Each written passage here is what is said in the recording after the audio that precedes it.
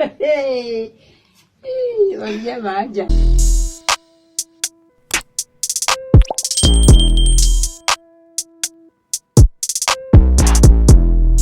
Hey, what's up YouTube? I am back with another video. If you're new to the platform, I want to welcome you. Welcome to the family. At the end of this video, hope you're going to like, comment, and subscribe. Make sure you watch this video till end because I have a lot to show you. So let's get into it. So these are the race that are single mothers the most. So Asian mothers are literally 8%, white women are 14%, Hispanic 25%, and black mothers, oh wow, 47%. That's tough. And the others 31%. I mean, this is really not surprising that single black women are more single mothers, like the high percentage. I really wonder why. Like, do you guys know why is that?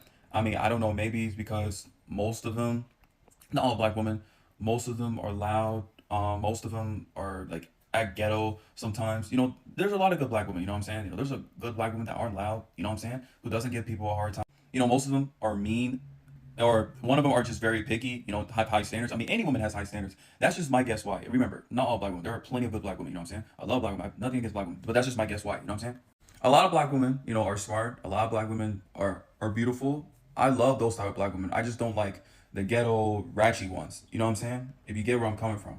Black people, well, most black people, we don't like niggas. 47%, it's crazy. And now maybe it's probably higher than that. You know, almost half of the population of black women, they have kids. You see?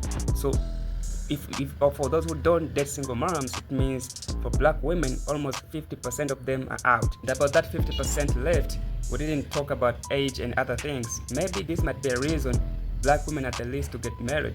What do you think? Let me know in the comment section.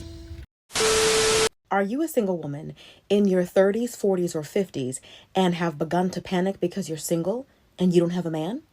Well, this woman seems to think so.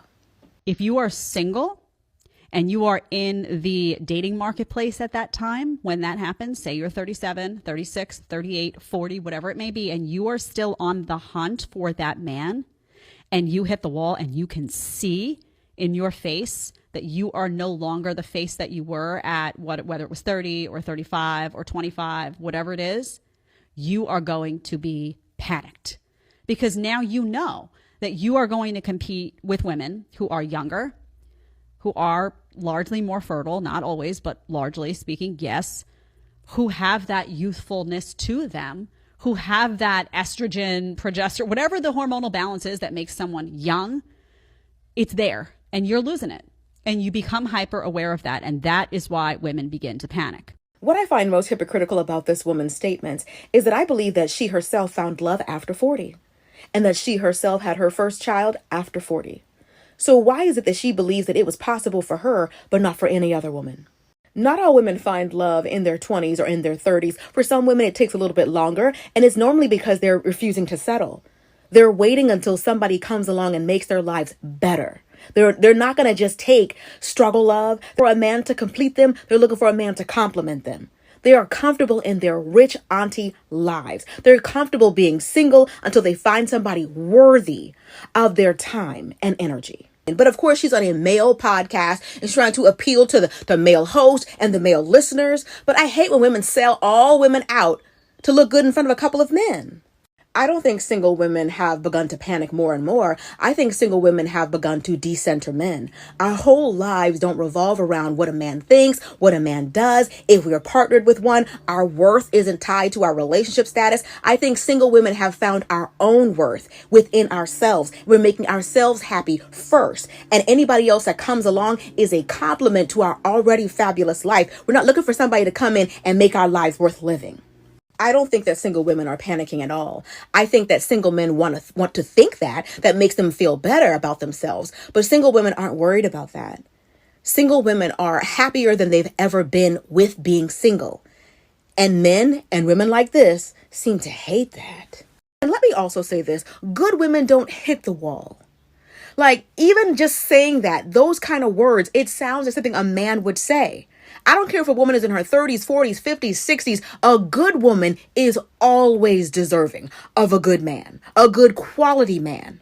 I don't care what she looks like. I don't care if she has wrinkles. I don't care if she's gained weight. I don't care if her hair is gray. I don't care if her hair is balding. I don't care what's going on with her. If she is a good woman, she is always deserving of love. Those women who have this kind of mindset, they will end up die alone. You know, you can get married at 40 years old, but it's very rare. You know, that's not a common thing. So for you to judge it because of someone got married, you know, it's just 1 in a million. You see, and there's no man who will say like, hey, I wanna get married to a 40 years old woman. No, there's no men like that. They always marrying younger ones because they know they're more fertile than those in 40s. You see, these women, they're in a competition with the younger women. That's why they're coming up here, you know, talking trash to make themselves feel better. That's what they're doing, you know, because there's no way, you know, you can say, you know, rich aunties, they're waiting for their perfect man. Men, they don't care about how much money you make. And many men, they are avoiding those women who are making such kind of money because you'll be in a competition and not a relationship no more. You see, as long as you don't make more than them, it's a problem. You can end up getting a divorce. So a woman gets mad at her baby daddy for buying food for their kids. I don't think I saved the post, but if I remember the post correctly, she had said she wanted money for groceries. He went ahead and bought groceries, and these was the groceries. And I remember my first thought being, I don't know, this looks like what's in the average person's fridge, but this would upset me personally, not because of the not the clown, what the hell? Gesture. This not food to me. I don't consume like this. I'm a Haitian woman. This is junk food. I think that's what the lady ended up saying. She's not even upset that he bought the food. She's like, my baby daddy left this on my doorstep. This is wrong. He should do better. Most of this is junk food. You're not gonna find any of this stuff in my house. My house, I mean, the bread, maybe not this bread though, but like my house boring, and sometimes I bake bread. Anywho, I need produce. I need meats. I need to fill up my deep freezer with pre-made meals and snacks and whatnot. I make my own hot pockets and I make my own pizzas. I would have done better with flour, sugar, butter, heavy cream. I can make my own, but like, help me help myself. I'm trying to feed these kids for a long time, not for 10 minutes. What is this is just sodium and sugar and red dye number 6. Because again, I'm not mad at like you buying the groceries. Because if you don't want to give the money and you just want to go ahead and do it, that's fine. But like, what am I frying? What did you buy me here that I could fry? Like, this is all, they don't go together. There's not a cohesive meal here. This is just stuff. You tell me what your thoughts is, because now that got me thinking about child support, because I got a doozy on child support. Y'all about to eat me up with my thoughts on child support. I see he don't trust her at all, you know, and probably she spent the money for the kids on herself. That's why I was like, you know what, you want groceries? I'll buy groceries for you. And maybe sometimes like when they ask him that, we have to take them to the store and let them choose what they want and pay for it. That can be a solution, you know, because these women nowadays, when you give them money for the kids, hey, it's like you're taking care of them. If they don't spend that money, you know, I think he made the right move, although like maybe he bought something which they don't need at that time.